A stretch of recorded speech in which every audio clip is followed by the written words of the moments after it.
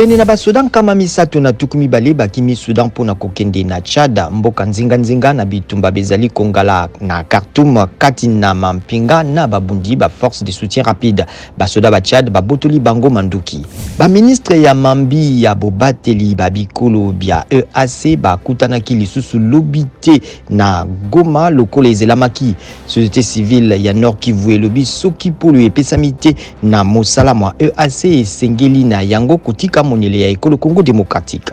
Bavandi baye bakimaki bisika lokola Kibumba na Rumangabo bazali penza kozonga te atako ba M23 balongwe na bisika biango na Nord Kivu. Mokonzi ya soda oyo abotola bokonzi na Burkina Faso, Capitaine Ibrahim Traoré asakolaki lobiloleki mobeko mwa komema bato banso bazali na makoki pe bazali likolo na mibu zomi na mwambe na molongo mwa mampinga pona kobundisa badongolo meso.